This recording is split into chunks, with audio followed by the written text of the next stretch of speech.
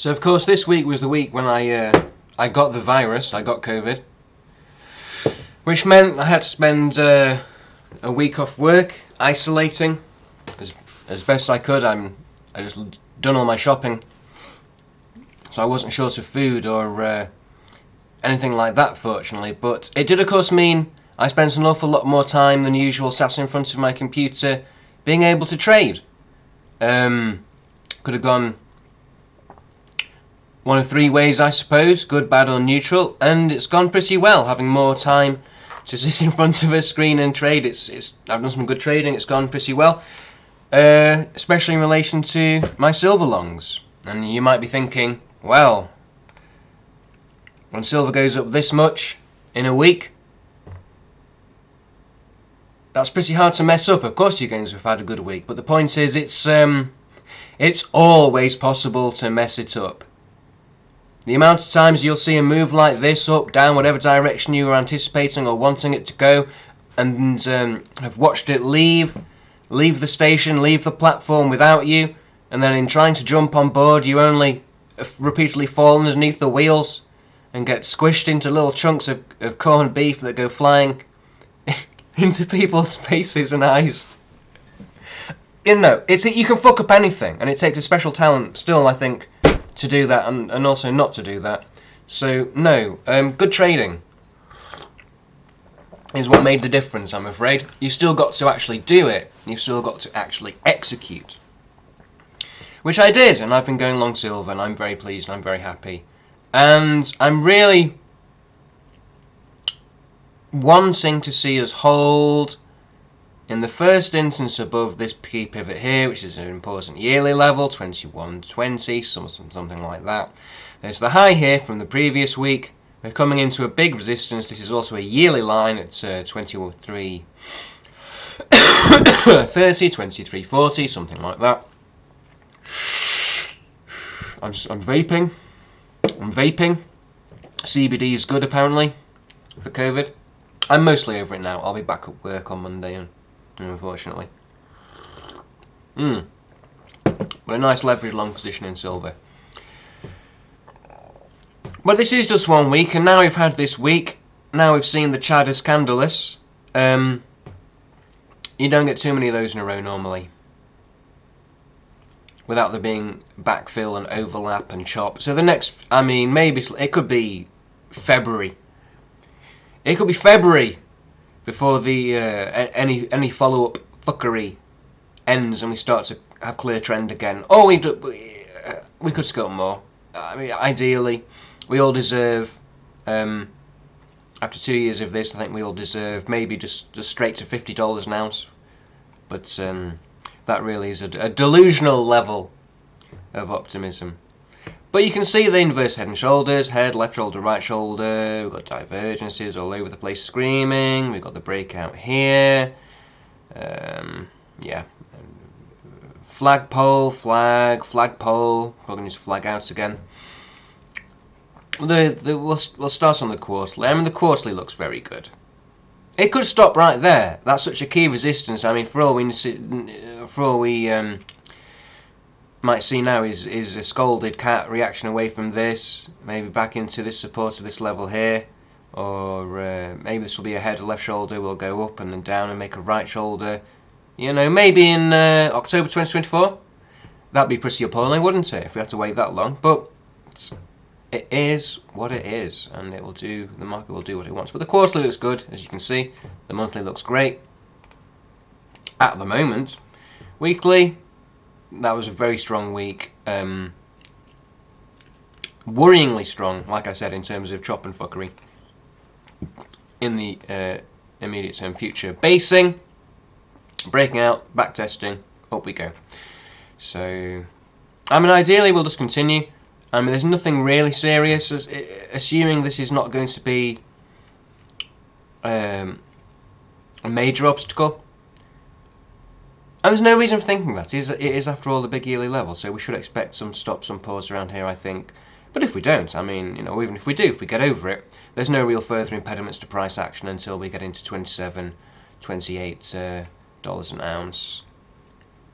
Here, if you like it, your channel top would be coming in at 2480, so then boop, boop, boop, breakout, and then up to 28, something like that. In the long run, into the 40s and 50s in the long run. So yeah, good. There was the reversal, the positive reversal, between this low and this low. And there were lots of other reasons to be long biased, other than the basing, the pivoting around this level, positive reversal. When did we cross over the 14 band? Well, we just closed on the 14 band and then right up through it, so yeah. Stocks, similar. We've come into the sort of resistance band here. We've sort of put in a double top on RSI, but again, there was the positive reversal from this low to this low, so that was telling you to buy. This could be a back test. It could be a back test of some kind. If we look at the dollar, this area was tested once on the weekly. This was the bounce. So this area has already been tested once at the very top range, and now we plunged deeper into it. Look on the daily. You can see then we came into this area, tested it deeper here. It got eaten up to here, and now we're plunging again. So we can see this whole area now is very much exhausted. This is not really a major low. We're there already, so if we're going to bounce, we will need to start closing over 103.90. Otherwise, we're coming down here. We're coming down to 102, 101, probably fairly quickly. I think, which will be supportive of high stock prices, which will be supportive of high commodity prices. I don't think COVID's damaged my brain too much. I never lost my sense of taste or smell, but I am mangling my words a little here, it seems. Yeah, so that's that. I thought maybe oil would join the party, but all it's done is made a high at these lows. Maybe it needs a bit more time, you know. That would be a sell at resistance, I suppose. But if you go down onto your lower time frames, you go onto your hourly. Here it is, trendline break, back test. See, they put in a positive reversal here, and I got all excited. And then eventually you got the traditional bullish divergence here. When we closed under these lows, we put in this low here, and we're starting to tick up now. So maybe that will be it. On balance, you'd think it would probably have to start joining the party. In the way it should behave as an anti-dollar asset. Maybe we need to make a right shoulder down here, guys, at 75.70. Oof, that's poor. I mean, yeah. I would have buy stops at 81.84. Or if you're not going long already, I would have buy stops there. I still think it's an anti-dollar asset. It's more likely to go up than to go down. But if it does go down, downside should be limited, unless the announcements about fusion power is just around the corner. Maybe we'll. I mean, it's feasible we could come into the 70s, 60s, but rather than like silver was when it was below 20, it's sell granny time, I think, if oil does that. Dollar, we've looked at stocks, tech, uranium being disappointing still. On the weekly, we've still got this wedging going on the RSI, while price is just doing all sorts of horrendous things, especially in the last, especially since the summer. Just awful business to be stuck in that mincing machine. Well, you can see, it's coming along, it's wedging. It's not made another low at the bottom of price channel or of RSI wedge. Maybe it's indicating strength. It is an anti-dollar asset. It is a future possible source of energy. It is a much beaten down commodity, even though it had a heck of a run last year in an overall context.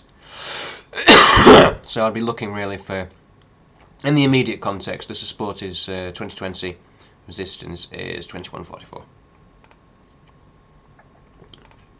Semis, you can see they began their recovery. They've been testing, what's this? It's a weekly line, testing the underside of a weekly line, channeling up.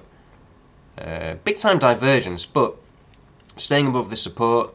putting in a potential low here and recrossing on the price volume trend. Clear negative divergence on momentum, but basically you'd want to go to your lower time frames, and especially if these lows hold, or even if they do poke underneath. There's your next sort of, you can see the top of this wick here. You throw some buys in down there, I suppose. Let's have a look on the, let's go to the 2 hourly. Yeah, and there we go. There it is.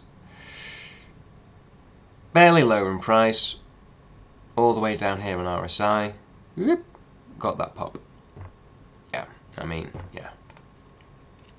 Treasuries, look at Treasuries ripping. Now this is really good for falling rates, or falling real rates, especially if you use that as a measure of some importance, which of course we do. I suppose very well for silver, which of course we do, because we look at things like, here we go, tip shy. Now this was a lagging, a delayed. Silver was putting in lows and making higher lows, while this was still putting in its ultimate low. The whole point of having something like a tip shy ratio and looking at it and scratching your chin is to give you an advantage and a sort of a look ahead for price movements in the involved related assets like metals against interest rates. Well, hey ho, it's looking great. So over the 14, Chad candles on tip shy. So we're back on metals.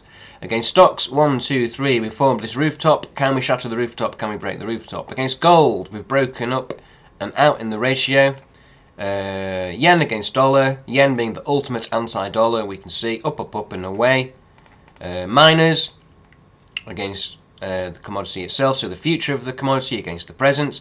People are buying into the future of the commodity, they're buying the miners. So it's all looking good for metals. Stocks, I've not been trading stocks, but this is one of the, any time prior to maybe the last couple of years, I would be saying this was a bear rally. Because we've made these lows, and I'd be looking for stocks to dump out and sell off again. But this time, I'm only calling it in my head and only my own biases, because of the connection with metals, because it's, stocks are anti-dollar asset. I was, astonished to see people calling lower, lower, lower all the way through this rally. And people, there's a lot of people, like I've done here with these trend lines going, look at these trend lines, where is it? Whoops. There we go. Saying, aha, no, RSI is topped, and look here, yes, and here, yes, look at this, it's in this RSI zone and divergence and so on and so on. But there's not enough there for me to be saying now is the time to go short, because what would that mean in the first place for metals, which looks so strong, and the dollar, which looks so weak? That would involve a complete turnaround in those as well, and again with no preemption, no real groundwork laid for it. Of course, the market can do what it wants and turn on a penny, but normally you see something. Rinia, you can see high up in the bull zone. We've surpassed these highs here that were bear market rallies. We've done a little turnaround, no divergences. NAHL, we've teased again above the 0 line. So overall context, again this is Nasdaq. Overall context is still sort of, it's bearish overall. So there is an argument from that point of view. But is it enough? Percentage specs over the 50, high. The last time it was this high, obviously we had a rollover, we got the momentum cross, so there is some evidence there for that, but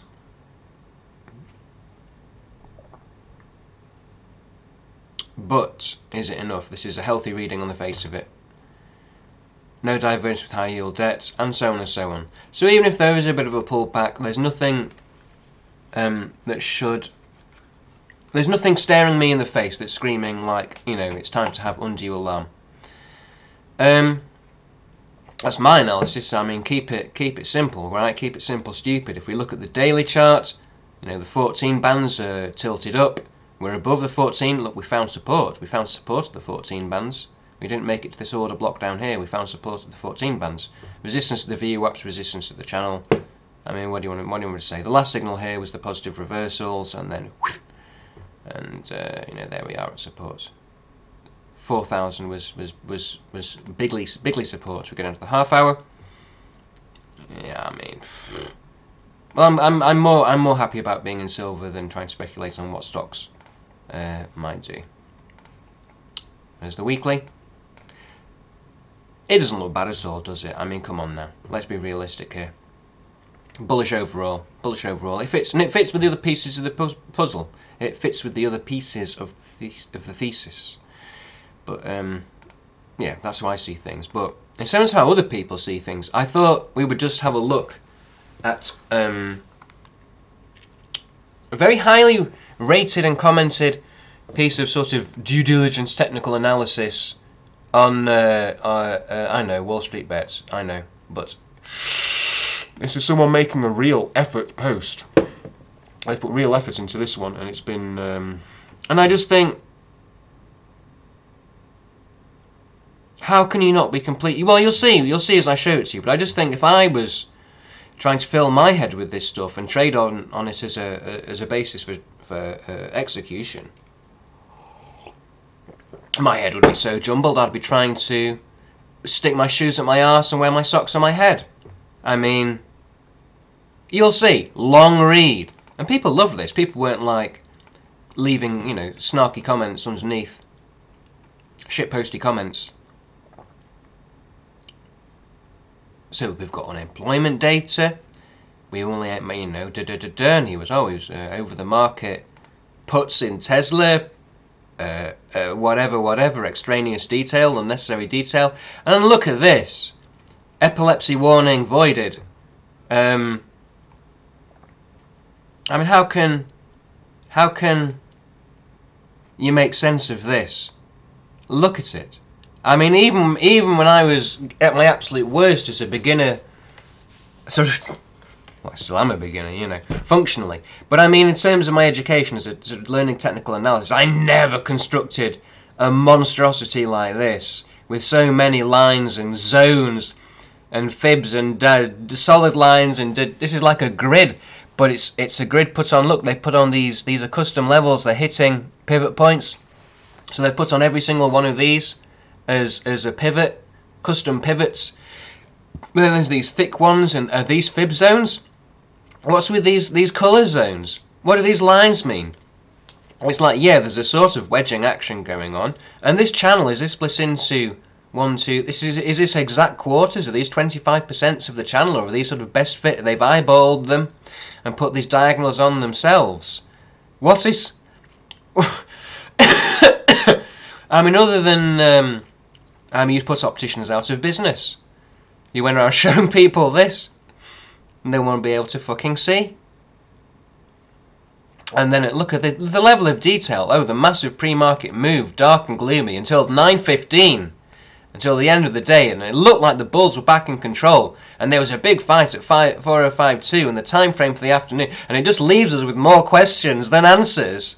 Well, this leaves me with more headaches than not headaches. I mean, I'm not trying to be rude about this person. God bless them for... But I mean, I look at a chart and go, oh, well, I've got all these measures of market breadth that look good.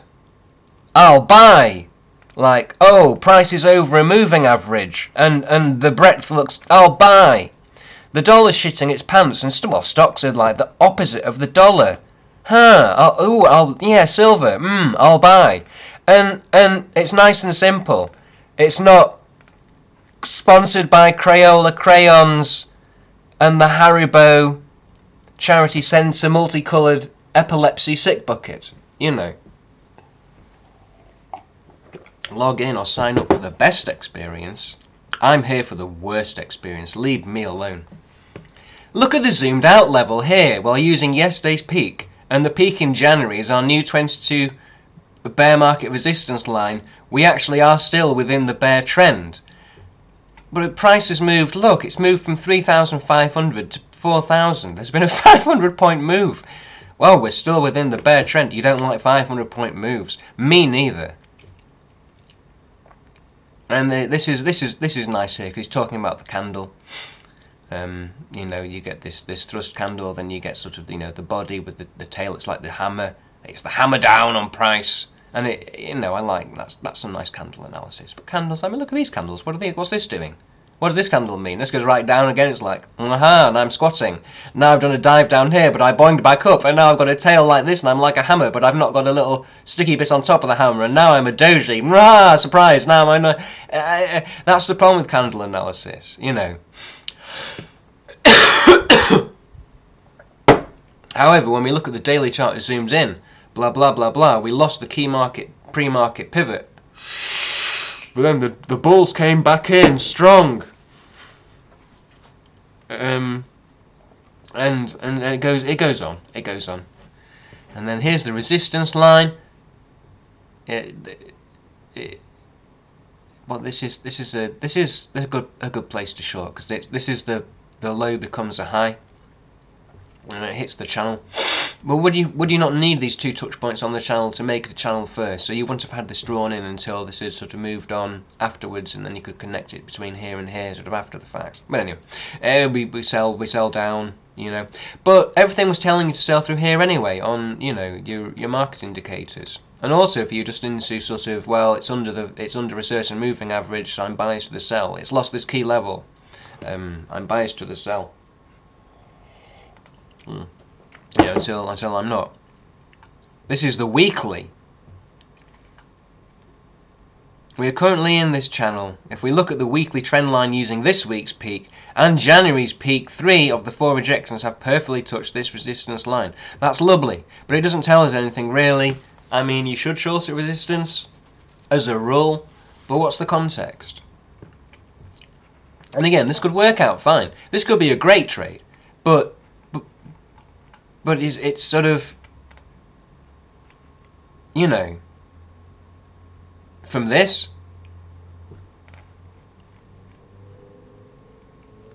and then we've got, of course we've got to have all the events of the economic calendar. And, you know, what happened last time after the FOMC? FOMC.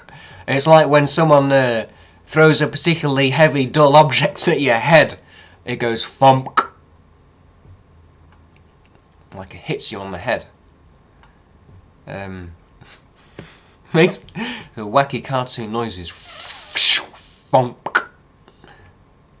999, I've been FOMC'd. But then we might be overlooking something. Well, hang on a second. We've gone over the rainbow here. We've looked at the candle patterns, and we've talked about the pivots and the bulls.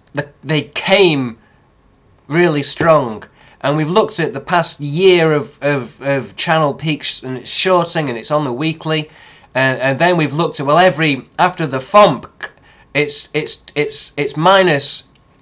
Well, is this the week after? I don't even know. But we've looked at our FOMCs. We've been FOMC'd on the head.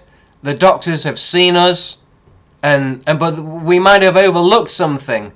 Oh no! What else have we got to look at? My brain can't handle it. So we have to factor into our decisions that 6 out of 7 cats prefer FOMC over all the other brands of pet food. It's in the major support line of the purple channel in. We traded in for the last 3 weeks of CPI. So this is the purple horizontal zone, I suppose. This is a special horizontal zone for CPIs?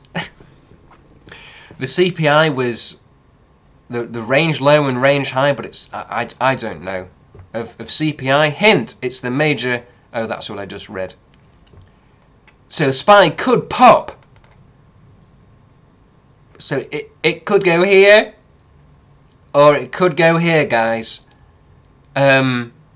Just in case that wasn't clear after the three charts, the extensive discussion, the FOMC on the head, and it could go up or it could go down. It's the purple zone that's key, y'all. Just remember your purple zone. I never leave home without my purple zone. You got to touch yourself in your purple zone. It's very sensitive, apparently, the purple zone. But then we've got another chart we can look at. You know, we've been squeezing our purple zone, and it's been very enjoyable, but now it's got torn. And the Bulls have more momentum after J-Pow! They've replaced Kapow, like the old-style cartoon noises. They were too offensive, so now it's J-Pow! And he fluffed the market. Maybe he fluffed its purple zone. Well, those unemployment numbers didn't hold us down all day, so why should we expect this rally to stop? However, I can also see the markets, after running up since October, finally peaked too. We've got another one here. Let's have a look at this. Laughter is the best medicine. Failure? But how does he know about my trading? Oh, success, yes. Well, it has been a bit more successful recently. Not by any kind of sensible standards. I'm still years into my trading career and not making any money, so... He's got me here. He's got me there. I know what I'm doing wrong, though. And it's over-leveraging, basically. Anyway. We're having a good laugh here, so... you know. One last comparison. If we take the June low to the August peak, that rally consisted of 60 days and about 19.2% total upwards movement. Currently, from the October low to the current peak, we are looking at 50 days and 17.07%. So is that the last, like a bear market rally, the summer bear market rally compared to this bear market rally? Every bear market rally is unique and individual. You can't compare those. That's cruel. The trend could look something like this. Well, it certainly could. I mean, I do that all the time on my silver charts. In fairness, I think my heartfelt wish is. It might look like something like this, guys. And I'm not even kidding. 10,000? What is this? $10,000?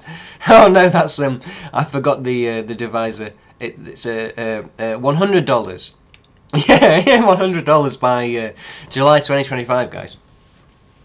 It could look, and here's one I made earlier. It could look something a little bit like this. So we're going down now. We're ignoring.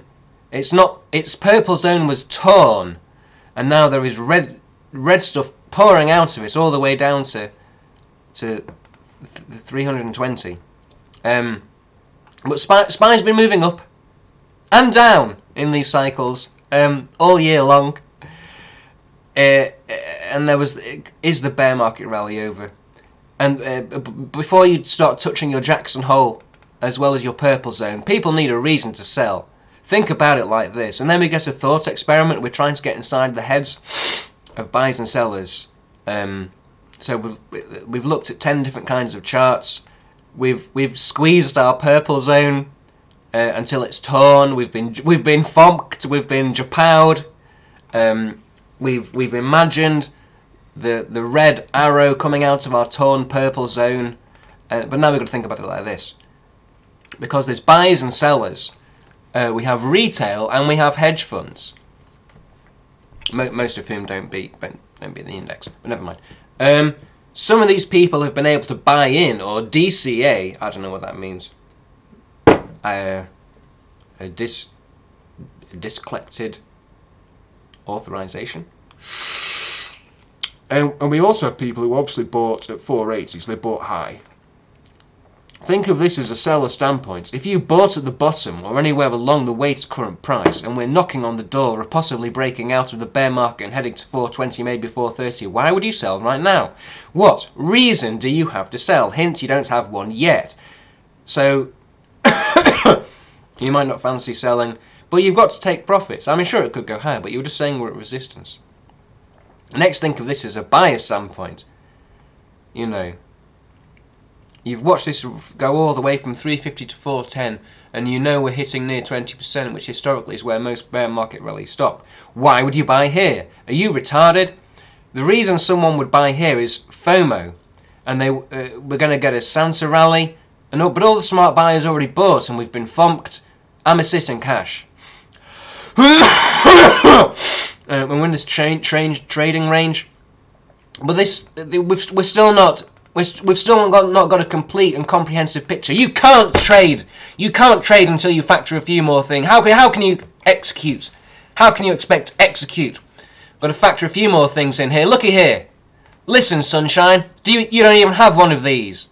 If you're not writing a journal about the VIX every 5 hours and journaling every time it penetrates in the red zone, you're not a serious trader. Go and wank in your socks, sunshine. The VIX just broke through that key level I've been calling out for the past 2 weeks. Every peak during this bear market has happened after the SPY broke through 19.7. Well, yeah, mate, I don't trade the VIX. I mean, again, this is all... Please... I'm not trying to mock really this person as a trader at all, because everything they said is just true. It could go up, it could go down, it's at resistance, you might want to sell, look at it from a buyer's point of view and a seller's point of view. But the realisation I've had, the reason I'm laughing about this, personally, is that this just doesn't matter. You don't need to assimilate all this information and paralyse yourself with analysis. You just don't. Because it's all umming and ahhing and a bit on the left scale and a bit on the right scale. And, he's pointed out some perfectly acceptable levels, and look, in the past it's done this, in the past it's done that. This is no different than anyone else. It's a good effort post. Really. He's got all this evidence together and analysed this, and he's squeezed his left ear, squeezed his right ear, he's thought about it as a buyer, thought about it as a seller, he's looked at the VIX. This is everything you're supposed to do, but it's just too much, and it doesn't help you. Is the conclusion I've come to. So that's why I'm finding it so funny. Maybe this works for you, I don't know. And then we've got to look at the Cleveland Fed. The best Fed. I think it's in Ohio, where they grow potatoes and things like that. It's good, honest. It's won me over. We don't have consensus numbers yet for CPI, but we do have the Cleveland Fed. It's like you didn't get the head of the cheerlead squad, but you got the other one. Yeah. I'll do another update on next week's weekly TA regarding CPI projections, and I will of course post my CPI trade plan and analysis next weekend. No, don't spend your weekend analysing CPI. Don't do it. The Cleveland Fed will never love you that much. It knows you wanted the other one. Don't spend your weekends planning CPI, but then is it the core CPI or the PCE? Well, what about the core PCE, and has it been updated? What if it's not been updated? What are you going to do then? We're all hopeless here, guys. I mean, and this is the best case scenario, is there's a big beat of 6%. You got to have that big beat, and if you can have a nice big beat in your purple zone, it can be especially good, I hear. There was a slight miss. There was a slight miss with the core yoi. We missed. I mean, but hang on a second, but what about the VIX? And what about the wedge and the channel and the candle patterns? And what about my failure? My success? And what about the red zone? And we've been fonked and bonked. We've been squeezed and CPI'd, and now the Cleveland Fed are having a word with us, and I still don't know what to do. Oh my God, he said go cash. I'm gonna spend my cash on a therapist now after reading all this information has screwed up my brain. But there was a huge mom. There's no need to be rude. For 6 months decreasing and core, 3% open and most likely a 5% negative day. This would be extremely poorly received. Options fanbot, Daddy D. Daddy D's looking for his huge mum. The final thing I want to touch on.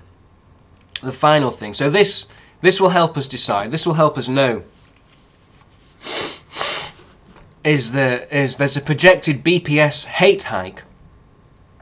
They're increasing hatred, guys. The government now has fiat emotions that they beam into our heads through the 5G towers, and they're going to increase. They're going to increase the hate. We've decided it'd be good for all the plebs to have a 3% increase in hate. There's going to be a 25% BPS basis points hike of hate. This is a very real scenario. The CPI numbers that Jay Powell will stick up his 50 BPS in January. I don't even know what any of this means. Does anyone know what this means? Am I buying? This sounds pretty good. There's going to be 25, but then Jay Powell's going to stick it up his 50. I mean, this sounds like I should be buying, but maybe that's in January. I should wait till January. I just can't take this pressure. I can't take. And when I said, what reason do people have to sell, besides some sort of black swan event, the potential for a CPI miss on the 13th, oh goodness, now I've got to, right, where's my calendar, let me write, 13th CPI miss, but it's only a potential. Oh goodness, but there's so much potential for everything in the universe. But if the CPI is missing the big potential 75 BPS, it's going to start taking a massive tons of J-Pow. If J-Pow does his 75 BPS, but maybe he's only going to hint, he's going to lift up his skirt and to show a bit of 50 BPS, just to, but then there's going to be another massive dump on SPY in the markets.